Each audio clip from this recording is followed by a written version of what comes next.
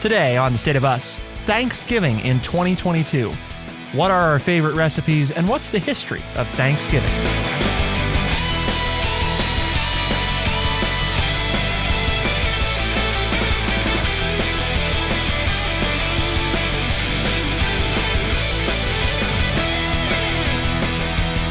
Welcome to The State of Us. I'm your host, Justin T. Weller, joined today by the one and only, your friendly redneck liberal, Mr. Lance Jackson.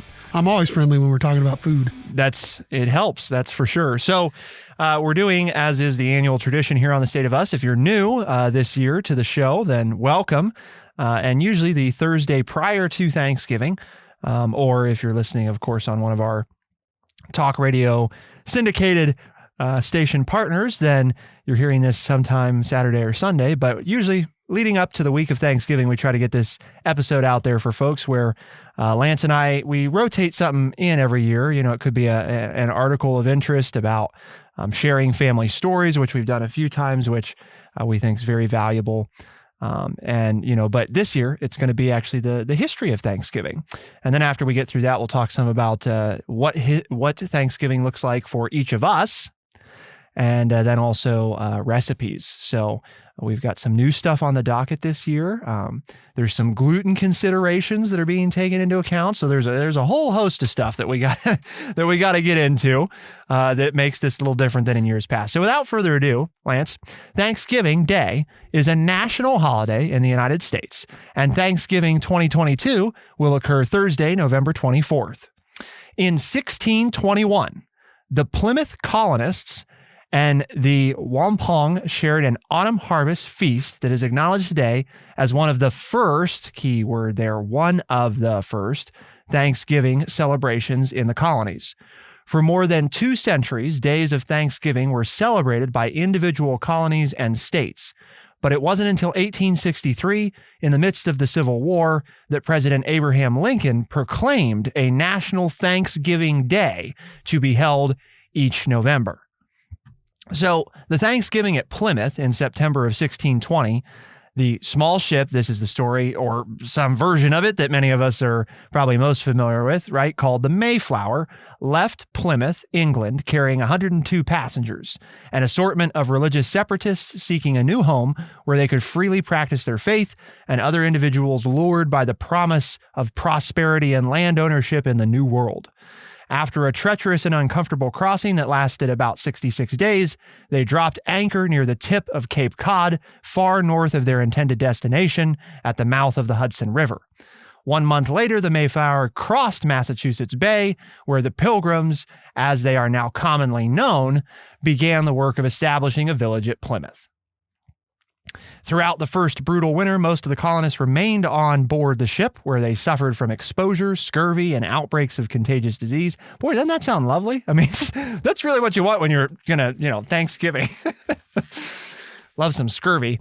Well, that's not gravy, is it? Well, I suppose it depends on how you make your gravy, okay, right? I got you. So, only half of the Mayflower's original passengers and crew lived to see the first New England spring. See, this is that side of the Thanksgiving story that you don't hear. Everybody colors their little picture, That's right. Look how happy they were. They came over, they found the New World, and we don't mention that half of them died. Where you put your hand down and you trace the crayon around and you for make the your turkey. Yep. In March, the remaining settlers moved ashore, where they received an astonishing visit from a member of a local tribe who greeted them in English. Several days later, he returned with another Native American, a member of, I'm not going to try to say the tribe's name because I will definitely get it wrong, but it's spelled Pawtuxet, who had been kidnapped by an English sea captain and sold into slavery before escaping to London and returning to his homeland on an exploratory expedition. So that's why this Native American knew English. Squanto taught the Pilgrims, weakened by malnutrition and illness, how to cultivate corn, extract sap from maple trees, catch fish in the rivers, and how to avoid poisonous plants. He also helped the settlers forge an alliance with the Wampong, the local tribe, which endured for more than 50 years and remains one of the sole examples of harmony between European colonists and Native Americans.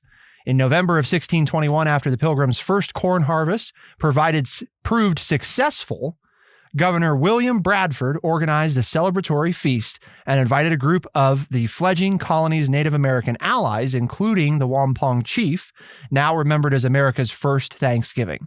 Although the Pilgrims themselves may not have used the term at the time, the festival lasted for 3 days.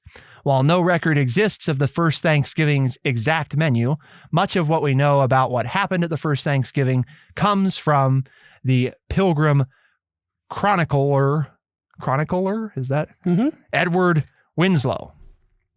So he wrote that, quote, "Our harvest being gotten in, our governor sent 4 men on fowling, that so we might have, after a special manner, rejoice together.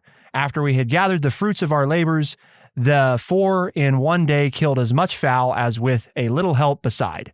Served the company almost a week, at which time, amongst other recreations, we exercised our arms, many of the Indians coming among us, and amongst the rest of their greatest king, and with some 90 men, whom for 3 days we entertained and feasted, and they went out and killed 5 deer, which they brought to the plantation and bestowed on our governor, and upon the captain and others. And although it be not always so plentiful as it was at this time with us, yet by the goodness of God we are so far from want that we often wish you partakers of our plenty." Historians have suggested that many of the dishes were likely prepared using traditional Native American spices and cooking methods. Because the Pilgrims had no oven and the Mayflower's sugar supply had dwindled by the fall of 1621, the meal did not feature pies, cakes, or other desserts, which have become a hallmark of contemporary celebrations. Would have been a lot different meal, but the concept of getting together and being thankful for what you have and sharing it with others, I think, is the biggest takeaway. Because then it disappeared, right? Right. Because then it was almost another 250 years before we made it, the government made it the holiday that it has become. So. Yeah, it actually wasn't until 1623, so 2 years after the first one, that the Pilgrims held their second Thanksgiving celebration to mark the end of a long drought. So I guess part of this of why do we call it Thanksgiving? I mean, we don't know that they ever called it that, right? Exactly. I mean, there's no record that No. suggests that they called it that. But the reason we call it that is because they chose to have this feast at an approximate time each year after significant hardship and or significant success as a way of celebrating, now the end of the bad hardship time and the start of the good time. Right. So, and that was, the first year it was, hey, we have our first successful corn harvest. And that's a huge deal because, half of our freaking people died on the way over here. And now we actually maybe will live to see another year. And for those of you who aren't up on your history, 1863 would have been in the middle of the Civil War when Abraham Lincoln declared it a national holiday. So again, trying to look for something to get people's minds off the war for a short period of time and to, something to rejoice or a time of getting together with family, again, during hardships. Yeah, the interesting thing is that actually what people don't know about the second Thanksgiving is not only was it after a long drought had threatened the year's harvest, but that drought had prompted Governor Bradford to call for a religious fast. So many days of fasting prior to that Thanksgiving had taken place and then became days of fasting and or Thanksgiving around that time of year started to become an annual or occasional basis, became common practice in other New England settlements. You mean we're running low on food, so we're going to have a religious fast? Yes. Sorry. Oh, we've made what God's I've got mad, from that. Right. better. Well, my point is, we don't have any food. Hey, you know what? This would be a good time. This is an ideal time to have a religious fast. That's right. Because we have no Two food. birds, one stone. There you go. We're hungry anyway, so might as well. Now we're going to put religion to it so that everybody will acquiesce, and that'll make our food last longer anyway. So it's a good way to do it all. As far as the, formalization of it, during the American Revolution, the Continental Congress designated one or more days of Thanksgiving a year. So did you hear that? One or more days of Thanksgiving a year. So some years there were multiple Thanksgivings. And in 1789, George Washington issued the first Thanksgiving proclamation by the national government of the United States. In it, he called upon Americans to express their gratitude for the happy conclusion to the country's War of Independence and the successful ratification of the U.S. Constitution. His successor, John Adams and James Madison, also designated days of thanks during their presidencies. In 1817, New York became the first of several states to officially adopt an annual Thanksgiving holiday. Each celebrated it on a different day, however, and the American South remained largely unfamiliar with the tradition. In 1827, the noted magazine editor and prolific writer, Sarah Hale, author, among countless other things, of the nursery rhyme Mary Had a Little Lamb, launched a campaign to establish Thanksgiving as a national holiday. For 36 years, she published numerous editorials and sent scores of letters to governors, senators, presidents, and other politicians, earning her the nickname, the Mother of Thanksgiving. Abraham Lincoln finally heeded her request in 1863 at the height of the Civil War in a proclamation entreating all Americans to ask God to, quote, commend to his tender care all those who have become widows, orphans, mourners, or sufferers in the lamentable civil strife, and to heal the wounds of the nation. He scheduled Thanksgiving for the final Thursday in November, and it was celebrated on that day every year until 1939, when Franklin D. Roosevelt moved the holiday up a week in an attempt to spur retail sales during the Great Depression. Roosevelt's plan, known derisively as Franksgiving, was met with passionate opposition. And in 1941, the president reluctantly signed a bill making Thanksgiving the fourth Thursday in November. Hence why it is on the fourth, but it was on the third Thursday for a time and is now back to being the fourth Thursday. Well, you think about how, we used to have, I remember, the day after Thanksgiving, all the shoppers in the United States would get together because that was the great Christmas shopping day, so again, hence the attempted change was to give more time to shopping. And now I would be remiss if I didn't mention that I'm kind of sad that it's almost like we're skipping Thanksgiving this year and gone straight to Christmas, because the stores are all, they're running Black Friday sales. The Friday. They're doing what FDR wanted. The day after Halloween.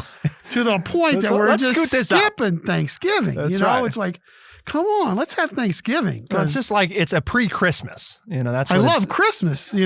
Christmas is fine, but you're just running right from Halloween to Christmas and you're skipping good old Thanksgiving. And that's the feeling that I have this year. And maybe it's because, too, I've been away, but we'll talk about that when we come back. Yes. We're going to transition now into Thanksgiving traditions and rituals today. So we've talked a lot about how did Thanksgiving come to be, which really it's a hodgepodge history of a lot of different things. But the thing that they all share in common were it was used as an opportunity to mark the significance of what the name implies, right? Being thankful for whatever at that time had come to pass. And that's obviously what we'll talk about moving on is what do we do for Thanksgiving? What do Americans do today for Thanksgiving? You might be surprised by some of these things, depending on where in the country you are.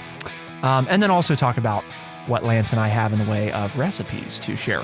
By the way, that entire history, courtesy of history.com. Very much appreciate, obviously, being able to share that. So stay tuned for recipes and modern Thanksgiving in America. Keep it here on The State of Us. We'll be right back.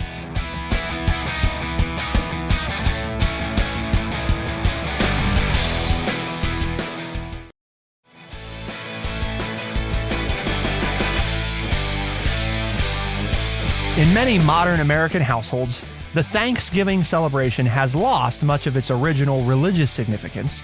Instead, it now centers on cooking and sharing a bountiful meal with family and friends. Turkey, a Thanksgiving staple so ubiquitous it has become all but synonymous with the holiday, may or may not have been on offer when the Pilgrims hosted the inaugural feast in 1621. Today, however, nearly 90% of Americans eat the bird, whether roasted, baked, or deep fried, on Thanksgiving. Other traditional food includes stuffing, mashed potatoes, cranberry sauce, and pumpkin pie. Volunteering is a common Thanksgiving Day activity, and communities often hold food drives and host free dinners for the less fortunate. Parades have also become an integral part of the holiday in cities and towns across the United States. Presented by Macy's department store since 1924, New York City's Thanksgiving Day Parade is the largest and most famous, attracting some 2 to 3 million spectators along its 2.5-mile route and drawing an enormous television audience. It typically features marching bands, performers, elaborate floats conveying various celebrities, and giant balloons shaped like cartoon characters. Beginning in the mid-20th century and perhaps even earlier, the President of the United States has pardoned 1 or 2 Thanksgiving turkeys each year, sparing the birds from slaughter and sending them to a farm for retirement. A number of U.S. governors also perform the annual turkey pardoning tradition.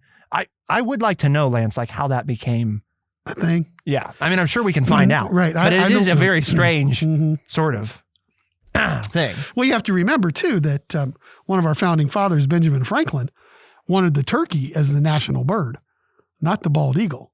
He thought the turkey should be. So, it's a little bit of historical reference there as well. The other thing, I guess, to note as we wrap up the history is Thanksgiving controversies. For some scholars, the jury is still out on whether the feast at Plymouth really constituted the first Thanksgiving in the United States. Indeed, historians have recorded other ceremonies of thanks among European settlers in North America that predate the Pilgrims' celebration. So it's not that the Pilgrims, it's not like they were trying to establish something that they thought was going to be around for hundreds of years, They didn't know that. But in 1565, for instance, the Spanish explorer Pedro invited members of the local tribe to a dinner in St. Augustine, Florida, after holding a mass to thank God for his crew's safe arrival. And on December 4th, 1619, when 38 British settlers reached a site known as Berkeley 100 on the banks of Virginia's James River, they read a proclamation designating the date as a day of thanksgiving to Almighty God. Some Native Americans and many others take issue with how the Thanksgiving story is presented to the American public, and especially to school children. In their view, the traditional narrative paints a deceptively sunny portrait of relations between the Pilgrims and the Wampong people, masking the long and bloody history of conflict between Native Americans and European settlers that resulted in the deaths of tens of thousands. Since 1970, protesters have gathered on the day designated as Thanksgiving at the top of Coles Hill, which overlooks Plymouth Rock, to commemorate the National Day of Mourning. Similar events are held in other parts of the country. That is part of the history. People don't want to talk about it, but that is part of what, that is, and some would argue, as they do, the bigger part of the story.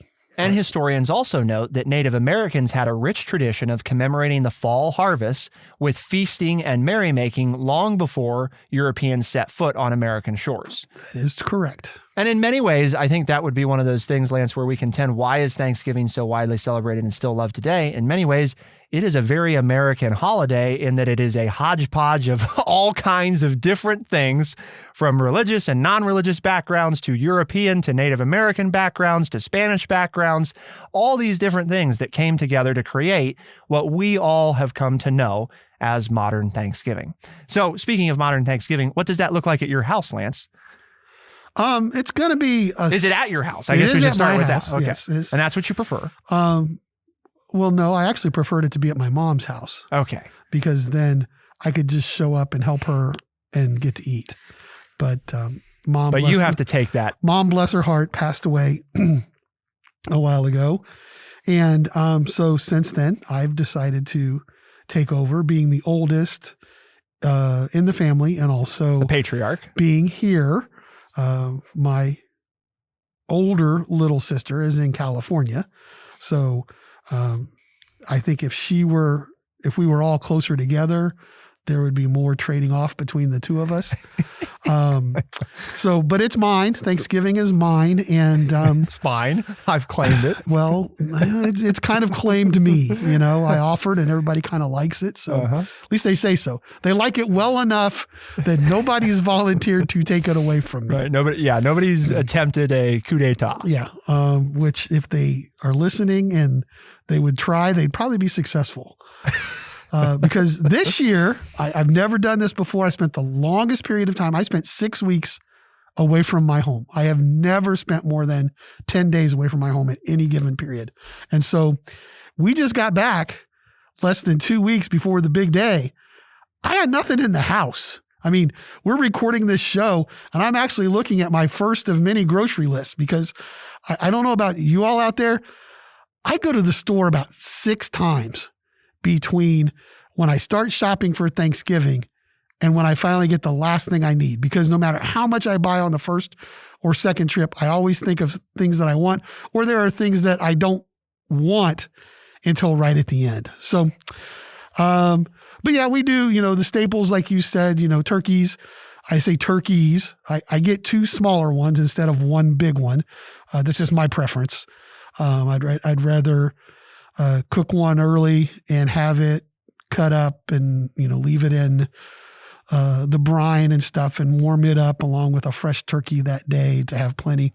The cranberries, we do green beans, not the casserole, but in lieu of some of the vegans of the younger people in the family, I'm going to have green beans with bacon fat and green beans without bacon fat. We make a corn casserole that was from my mom, and it's a big hit. So I have written down here double or triple the recipe because it always seems to run out, and I get a spoonful of it. And I love the stuff. I mean, corn is one of my favorites. So mashed potatoes, and then the big family favorite, sweet potatoes. We do caramelized sweet potatoes. We boil them, cut them up, lather them in butter and brown sugar, then stick them into the oven until it becomes very syrupy. So nothing healthy about it, but it tastes really good.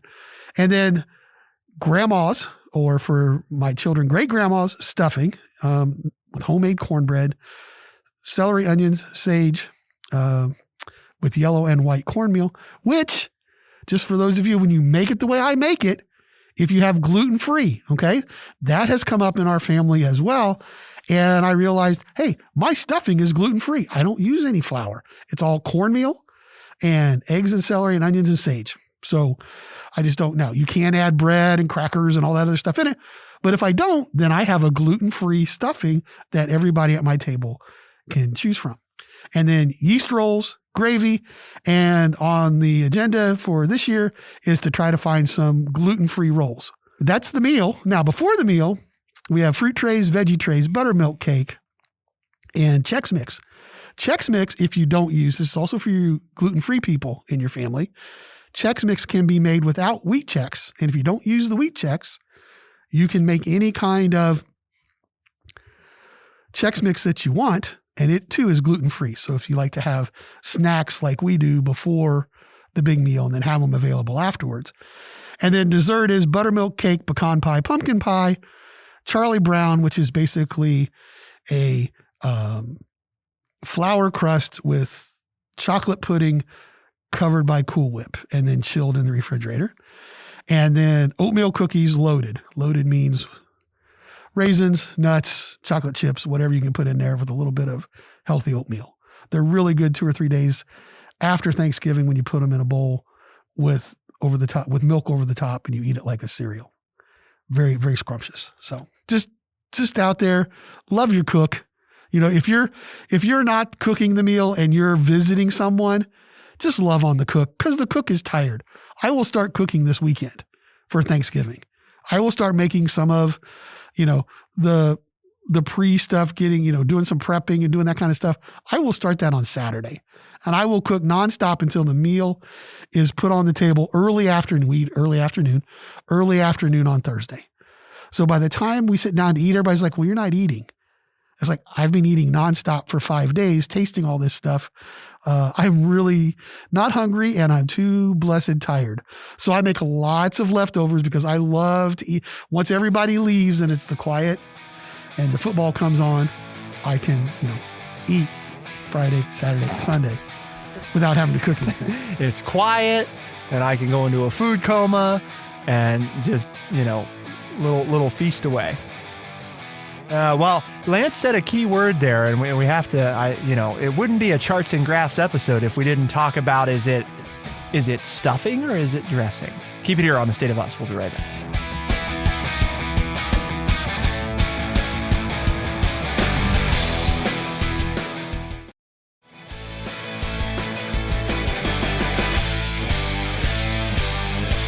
For years, I have made stuffing, or so I thought.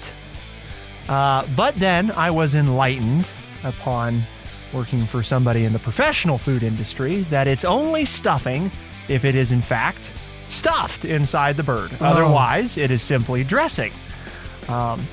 And you can make it either way to similar end results. However, isn't it moister when it's in the bird? Depends on how you cook it outside of the bird. Gotcha. Okay. See, for example, because that is a common, because some people don't want it, some people prefer it to be like kind of moist and soggy. It depends on what you want in your texture of it. I prefer something I like for it to have kind of like a little bit of a crust on the outside and be nice and soft inside. So cooking it outside of the bird is good for this because the first, half of its cooking time, it stays covered. And then you turn up the temperature a little bit, uncover it the second half, and that crisps your outside. I am definitely less tired these Thanksgivings than I have been back before I slow cooked, because the slow cooking for me starts the night before.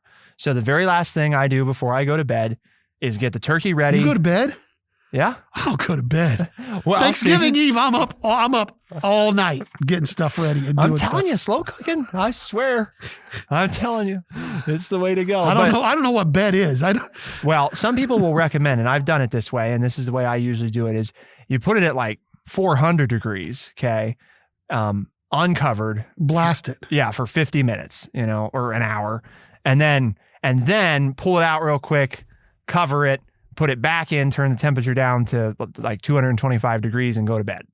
And then in the morning, turkey's done, turkey's done by 7 or 8 a.m., depending on your turkey. It might be done earlier than that, but it's cooking at such a low temperature. It's not really yes, you can overcook it, but it's really hard to screw this up too bad because it's at such a low temperature. It takes a long time to really overcook the bird, and it's covered. So, juices and, so then I can pull the turkey out and I just let it, rest for about the next hour. So you don't brown the skin? Well, that happened at the beginning. Oh, okay. Before you covered it. Right. That was the 400 degrees for, gotcha. for an hour. But you cook one big turkey. Yes, I do one big turkey. And that is the thing. Like if you're going to do it overnight, I'm not sure the smaller turkeys, I've never done it with a smaller turkey. So I'm not sure, if you put 2 in there, I don't know how that's going to. Well, that's why I cook one the day before. And then I have it to eat off of. And I kind of tested, any variations I wanted to make sure it was perfect it for the presentation ready. Right. For the one that I'm going to serve everybody. The final one. Right. And then, the second one is for leftovers or if anybody wants any more. Yeah. Potatoes. Those have not changed really for me in terms of making them. Ever since I got introduced to using gold potatoes for mashed potatoes, they've become the standard bearer. They used to be russet. That's what my mom used. That's what my grandma used. That's whatever, because it was like, I tried the gold potatoes last year, because you said you could put the skin in and everything. They weren't a big hit. No? Okay. So, well, you got to. I'm going back to I get the mixer out, and like I understand. Beat the crap out of it. I did that with milk and butter. Yep. Because I hear us both saying butter. Yes. It's butter. Right? Yeah. We don't use there ain't no fake stuff. No, butter.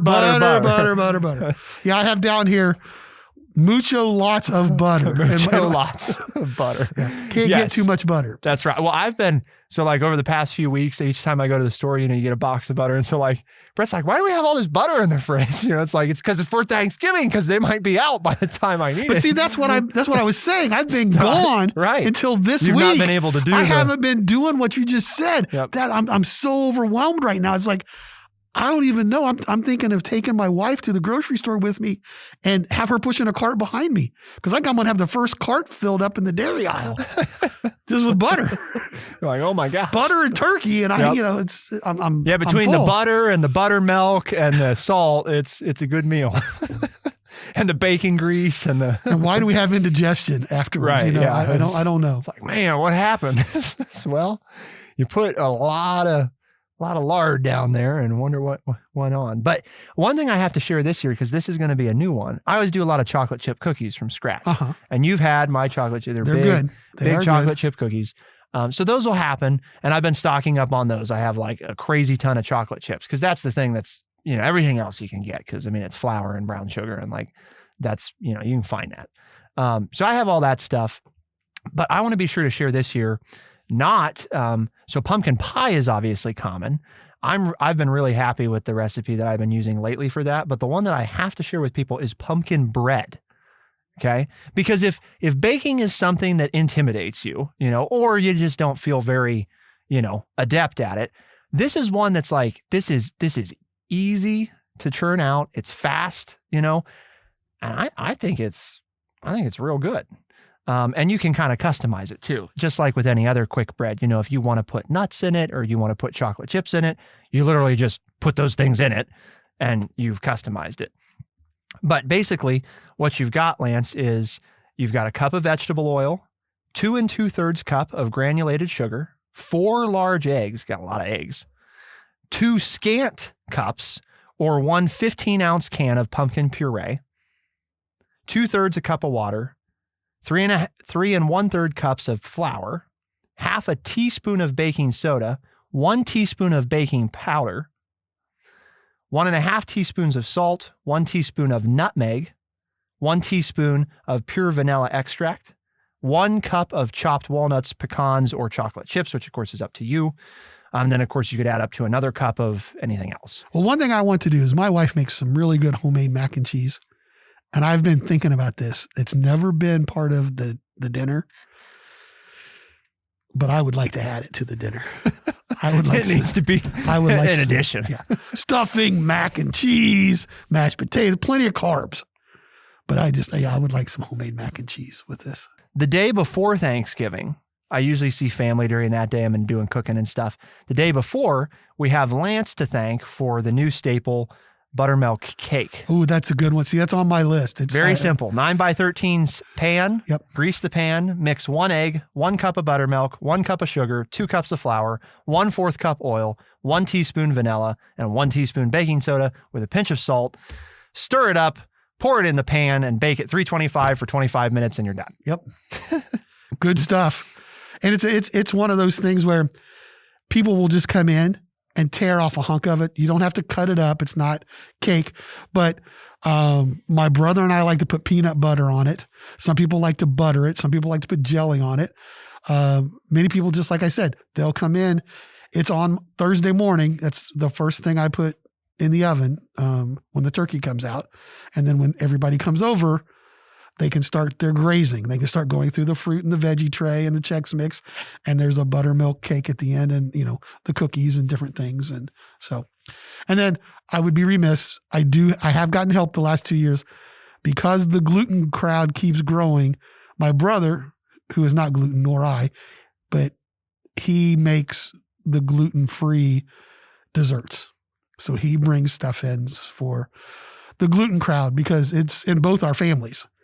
But before we just made them suffer, and we've tried to incorporate our mother, who is no longer here, who says no, because we would go over to her house for Thanksgiving and there'd be 7 different desserts.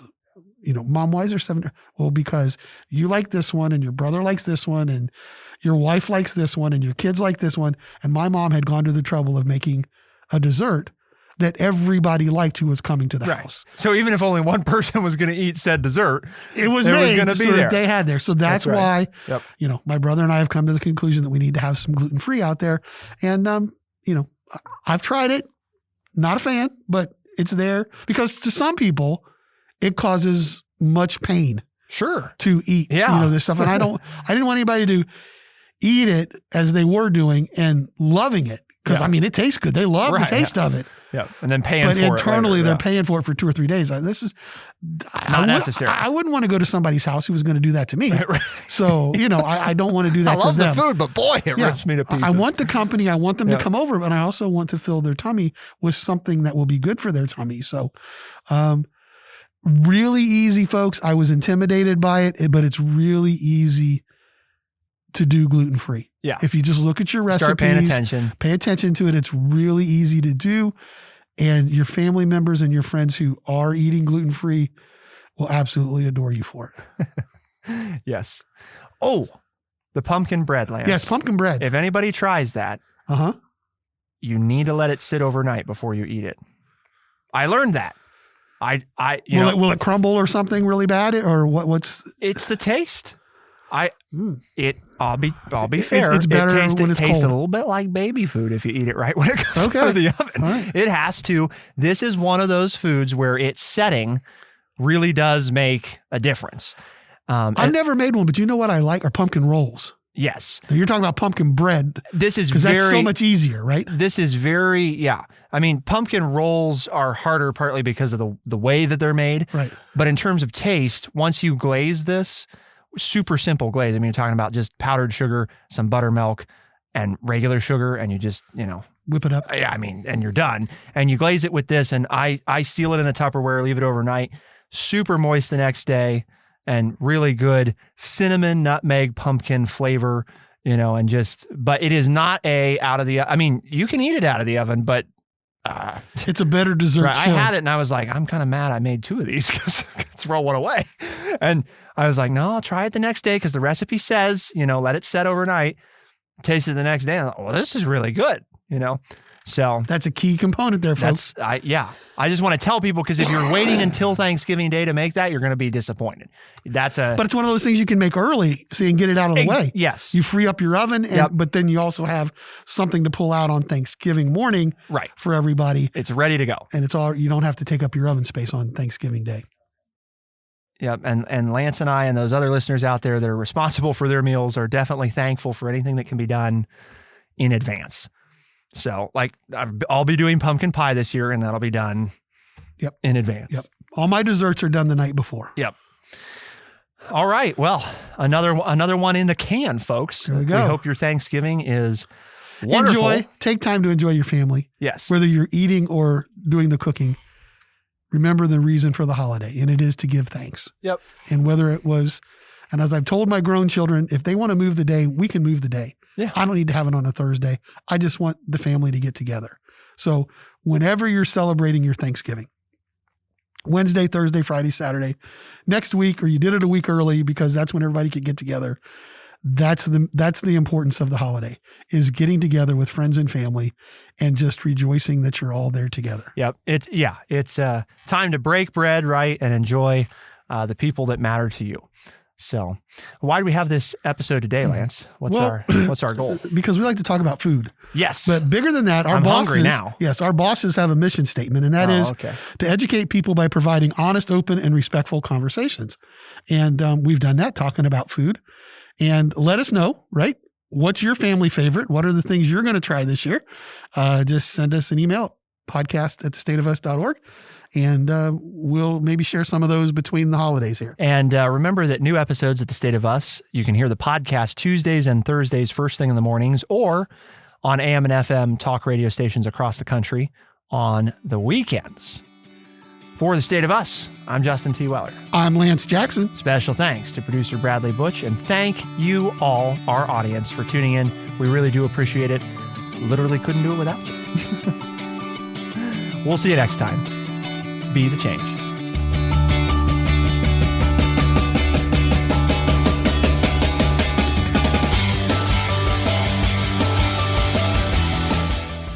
Be sure to check out our website, thestateofus.org, for books, articles, and all the ways to tune in. thestateofus.org.